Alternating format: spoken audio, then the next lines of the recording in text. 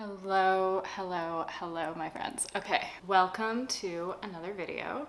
My name is Steph, and I was just reading. My tea bag today comes with a little quote: "When there's extra tea to spill," and that's so perfect because I have some tea today. Well, tea, not gossip. I'm just talking smack about all of the things in books that I hate, my bookish pet peeves. Some of these things are going to be tropes. Some of them are like set up premise things that I just really don't enjoy in books. I like to think of myself as a bit of an open-minded reader. I try to give tropes and things that I don't always like a second chance. So some of these things might be just, if I know they're in a certain book, I might bump that book down my TBR. Oh, we have a lot of fluctuating light. It's just the sun. Here we go, turning it back on. But then there are other things that I will actively avoid and just completely DNF a book if it shows up. Now, I feel like it's important to have a little bit of a disclaimer when I'm having sort of a more negative video, and that is that all of these things are purely my opinion, my reading preferences. So if you like these, that's okay. That's okay. This is not meant to be insulting to you. I'm not picking at it. I'm just saying that it's not something that I personally seek out or particularly enjoy in a book. And I know that I have a few things on this list that are actually pretty popular, so you will probably find at least one thing to disagree with me about. And if you do, please let me know in the comments. And if you have suggestions that might change my mind, let me know about those too, because I am always open to giving it another shot. And maybe that would be actually an interesting future video. We'll see. The second little point before I get into number one is I do not expect that there will be any kind of spoilers in this video, but if I am going to give an example or talk about something specific, I will let you know so you can just skip ahead. So one trope or like type of character or premise setup, it can be like all of those things, I think, is AI or robots playing like a character role. If I see this in a book, I probably will be less inclined to pick it up. I will still probably give it a chance if it's like the right moment, the right time, my mood, whatever. I just feel like robots tend to be very one-dimensional. Either they have no personality or they're taking over the world. And I just don't find that interesting. I don't find it engaging. So some of it is if they are a character that you're supposed to be rooting for, it's kind of hard to do that because there's always a limit to the stakes or the tension, because can a robot ever really die? And can they experience emotions? Like, how do we play with that? You know, if they break down, you can just repair them. And why would they have emotions? They're AI or they're a robot. Unless they do have emotions. And that brings me to like one exception, which is one of my favorite series, and that is Murderbot. Love Murderbot. I love the irony and the experience of being in Murderbot's mind while he's like watching humans and being like, what are they doing? I think that's flirting. I don't know. And just that this robot kind of character gave himself the nickname Murderbot is hysterical. So if you haven't read Murderbot, and you like or don't like AI or robots, you should just pick it up. But that is, I think, the only thing with an AI or robot as like a character or a main driving point in the plot that I have ever enjoyed. The next thing I hate in books, I will say I don't like it in thrillers, and I hate it in urban fantasy. That is the male paranormal investigator or like detective kind of character. I just find that these guys are ridiculously predictable at this point. In a thriller, they usually have like emotional issues, maybe they have some addiction problems, they probably cheat on their wives if they've ever been able to settle down. I just don't need any more men in the world like that. I just don't enjoy that. I don't care to be in their mind, but it gets so much worse when we take it into a paranormal or urban fantasy setting.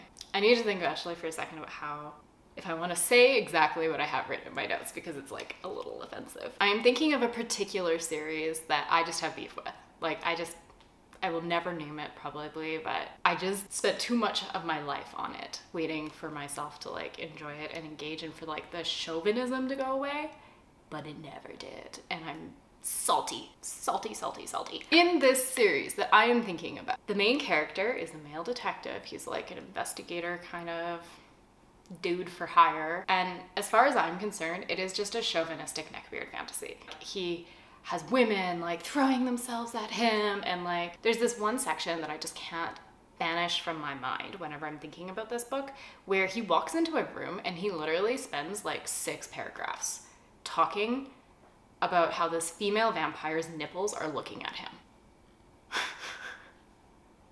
What? What the fuck? What? And of course he has all these commitments. It's just like gross. It's gross. I don't have anything else to say.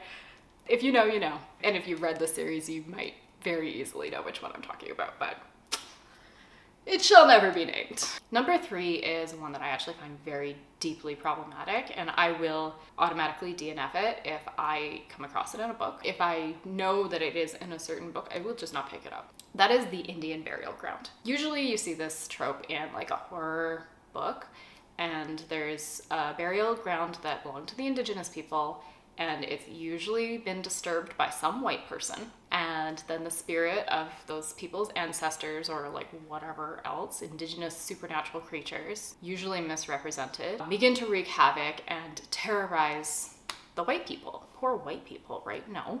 And I'm just like, in the description of this alone, like I find it so shocking and so out of touch that this is still coming up in fiction that's being published today. How out of touch do you have to be to think that that's like a good thing to write about? And this is specifically a huge problem for me when it's written by a non-Indigenous author, I should say. Like, if it's written by an Indigenous author, I feel like they might be trying to have a conversation. I haven't personally, I don't think, read any books like that. But the only book that I finished with this trope in it was Pet Sematary by Stephen King. It was not necessarily like the focus or whatever of the book, but at the same time with that book, I feel like you could have just taken it out and it would have still been a great book. You didn't need to be disturbing somebody's like grave to have a good book. Why was it there? I know it was published a while ago, but like still.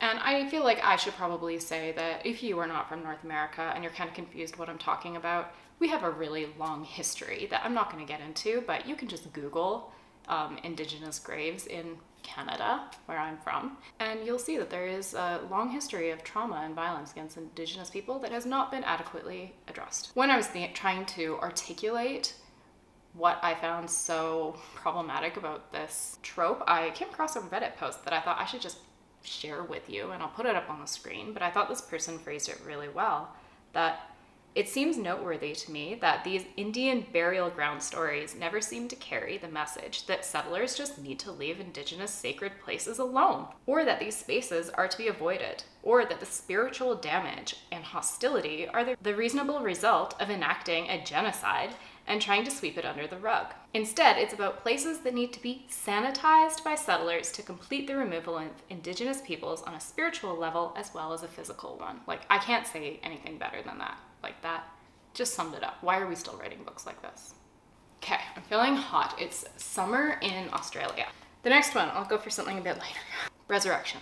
So when I'm talking about resurrection, I'm specifically thinking of somebody dies and then you mourn for like a page and a half and then they suddenly get resurrected by like the kiss of true love or like whatever. And there's like really no cost or effort. It was like a cheap trick to get me to feel sad. And now when I read books, I just don't feel anything when a character dies because I just kind of expect that maybe they're gonna come back. And then like 60 pages later, I'm kind of like, oh, maybe they're not. Maybe they're dead for good, but the moment is gone and my feelings are too. I like the idea of resurrection, but if you're gonna bring somebody back, there should be a really high cost. It should be something you have to fight for. And it's extra good if you have to kind of have a bit of a moral conundrum or something around it. There needs to be a cost. It can't be easy or else it's cheap.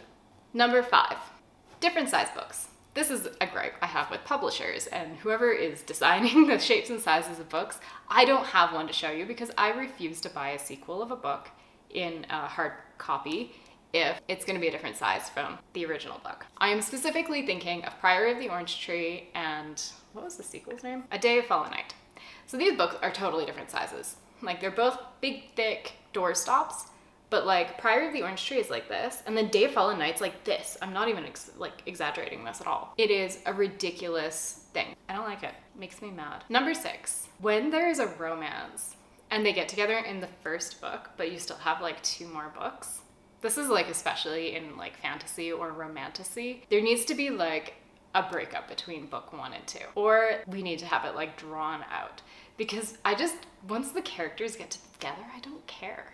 Like, if romance is like the main driving force of that book that I'm supposed to be reading the book for, I don't care anymore. Once they're happy and they're doing it, like, good for them. This also goes for the epilogues in romance books. Like, I don't really care that you're happy now.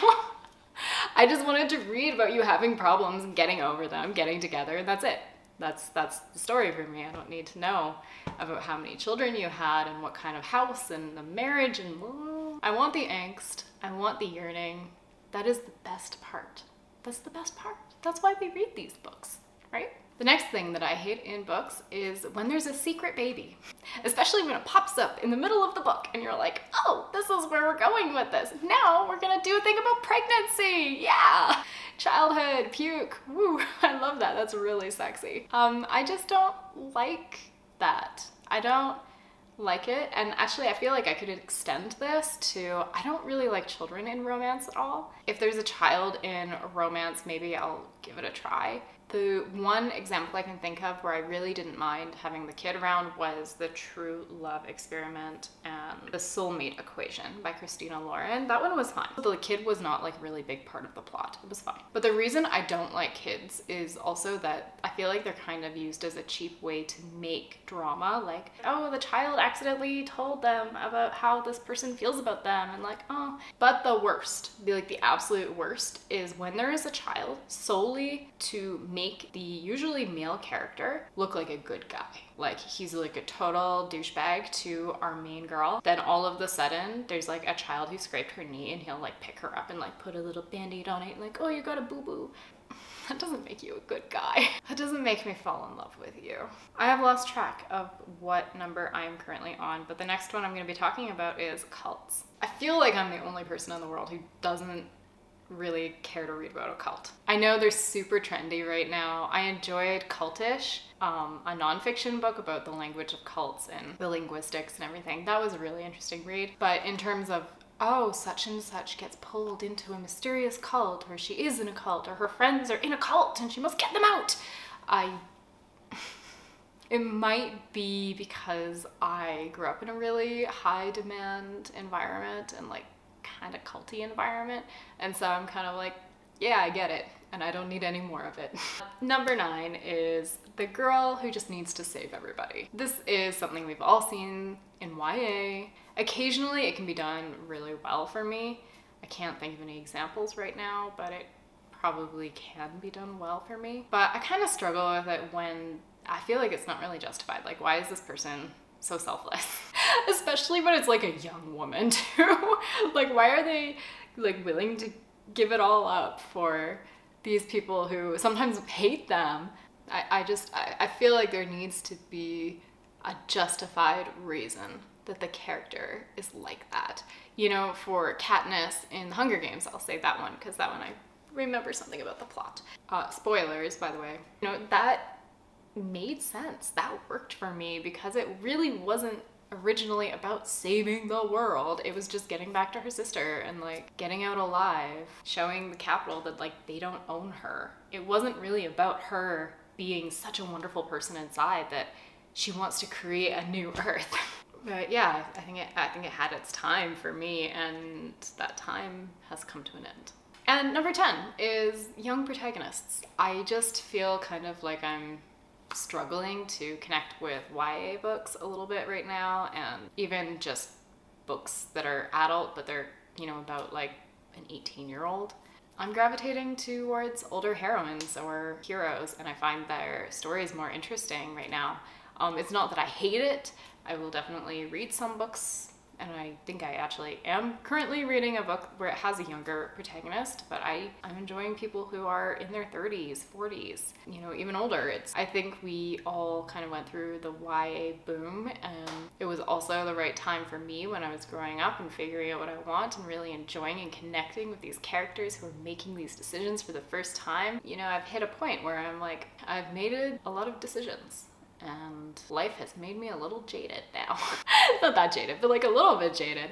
And I like reading about characters who have some baggage, who have existing relationships that they're struggling to maintain or give up. And, you know, exploring the complexity of some of that is just something that I am enjoying a lot more these days. So I think that's 10. I think that's 10, right? I don't know. Editing stuff will let you know how many that was, but I think that's 10. So now I would love to hear from you. What are things that you hate in books? What are things that you like? Do we have anything in common? Do we completely disagree? Let me know. And if you have book suggestions that you think might appeal to me or that might change my mind, I'm willing to give those a go, except for the Indian Burial Ground. That one can die. And Secret Baby. I don't want any children. Don't send any children to my house. It's not a good space for them. Next week, my video might be a little bit late because I'll be in Brisbane, traveling around there a little bit, but I'm sure that I will have a vlog in the works. But if you're still watching, thanks very much, and I will see you guys soon. Bye!